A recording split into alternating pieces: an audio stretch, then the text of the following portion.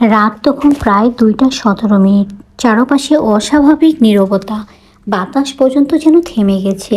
আমরা তিনজন, আমি, রাশেদ আর ইমরান, একটা প্যারানর্মাল ইনভেস্টিগেশন করতে গিয়েছিলাম শহরের বাইরে থাকা একটি পুরানো পরিত্যক্ত বাড়িতে।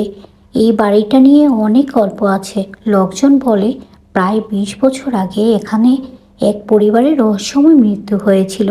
তারপর থেকেই নাকি মাঝরাতে এই বাড়ি থেকে শোনা যায় দরজা বন্ধ হওয়ার শব্দ, কারো হাঁটার আওয়াজ আর মাঝে মাঝে কারো কান্না। আমরা এসবের সত্যতা জানতেই সেখানে গিয়েছিলাম। বাড়ির সামনে দাঁড়াতেই শরীরটা কেমন যেন শিউরে উঠল। ভাঙা জানালা দিয়ে ভেতরে কালো অন্ধকার দেখা যাচ্ছিল। আমরা ক্যামেরা অন করলাম। দরজা ঠেলে ভেতরে ঢুকতেই একটা ঠান্ডা বাতাস হঠাৎ আমাদের পাশ দিয়ে চলে গেল।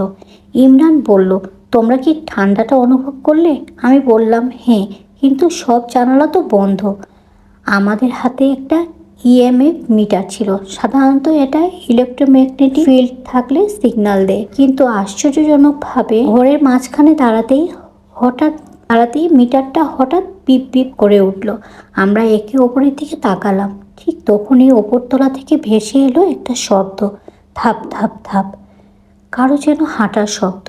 আমরা দ্রুত টর্চ নিয়ে সিঁড়ির দিকে তাকালাম, কিন্তু সমস্যাটা হলো এই বাড়ির সিঁড়িটা অর্ধেক ভেঙে যাওয়া। মানে কেউ চাইলেই উপরে উঠতে পারবে না। তাহলে উপরে কে হাঁটছে?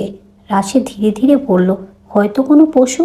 কিন্তু ঠিক তখনই আবার শব্দটা হলো। এবার মনে হচ্ছিল কেউ দৌড়ে গেল। হঠাৎ ওপরে একটা দরজা জোরে বন্ধ হওয়ার শব্দ হলো, ধাম। আমরা সবাই চমকে উঠলাম। আমি ক্যামেরা নিয়ে সিঁড়ির দিকে জুম করলাম। ক্যামেরার নাইট মোডে তখন পরিষ্কার দেখা যাচ্ছিল উপরে একটা দরজা ধীরে ধীরে নিজে নিজেই খুলছে। আমাদের গা শিউরে উঠল। কয়েক সেকেন্ডের জন্য দরজার সামনে একটা কালো ছায়া নড়তে দেখা গেল। ইমরান সাহস করে বলল, এখানে যদি কেউ থাকেন, আমরা শুধু তদন্ত করতে এসেছি। কয়েক সেকেন্ড নীরবতা। তারপর আমাদের ভয়েস রেকর্ডার হঠাৎ একটা শব্দ ধরা পড়ল, খুব ধীরে, খুব কর্কশ একটা কণ্ঠস্বর, চলে যাও। আমরা কেউই ওই কথা বলিনি। আমাদের গা কাটা দিয়ে উঠল। রাশেদ বলল, আমি মনে হয় এখান থেকে বের হতে চাই। ঠিক তখনই আরেকটা ভয়ঙ্কর ঘটনা ঘটল। আমাদের ক্যামেরার লাইট হঠাৎ নিজে নিজেই নিভে গেল। চারপাশ অন্ধকার। আমরা টর্চ চালানোর চেষ্টা করছি। ঠিক তখনই আমার মনে হলো আমাদের পিছনে কেউ দাঁড়িয়ে আছে। আমি ধীরে ধীরে ঘুরে দাঁড়ালাম, কিন্তু সেখানে কেউ নেই। আমরা দ্রুত বাড়ি থেকে বের হয়ে চলে আসলাম।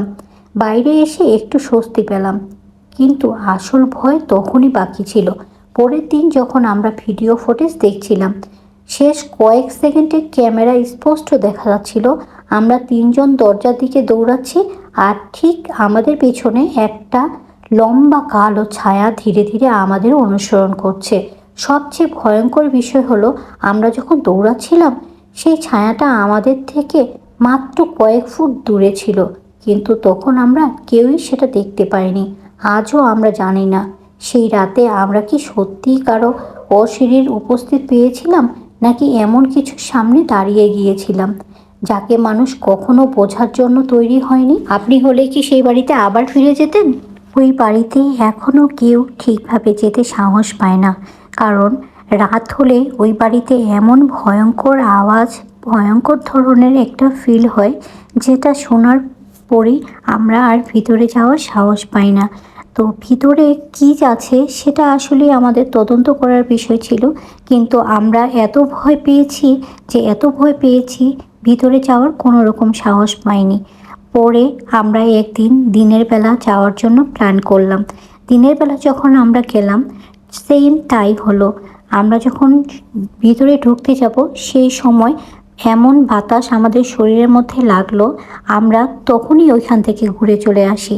আর আমরা পরে ওই বাড়িতে যাওয়ার কোনো সাহস পাইনি। আসলে সত্যি কি বাড়িতে কোনো কিছু ছিল, নাকি আমরাই ভয় পেয়েছিলাম? হ্যালো এভরিওয়ান, আসসালামু আলাইকুম। Beauties lifestyle by Farzana YouTube channel থেকে আপনাদেরকে স্বাগতম। আমার গল্পটা আপনাদের কাছে কেমন লেগেছে অবশ্যই কমেন্টে জানাবেন। যারা যারা আমার ভিডিওর সাথে আছেন সবাইকে অসংখ্য ধন্যবাদ। প্লিজ আমার ভিডিওটা লাইক না দিয়ে থাকলে লাইক দিবেন। আজকের মতো এই পর্যন্তই। সবার সুস্থতা কামনা করে আমি আমার ভিডিওটা এখানেই শেষ করছি। আর যদি কোনো ভুল ত্রুটি হয়ে থাকে অবশ্যই ক্ষমার দৃষ্টিতে দেখবেন। আর আমি যে রান্নাবান্না করেছিলাম এটা কয়েকজনের আয়োজন ছিল ইফতারির, সেটাই আমি রান্না করেছি আর আপনাদের মাঝে শেয়ার করেছি। আর এই পুডিংটা বানাতে গিয়ে পুডিংটার অবস্থা খারাপ হয়ে গিয়েছে, তাই আপনাদেরকে আর দেখানো হলো না। ধন্যবাদ।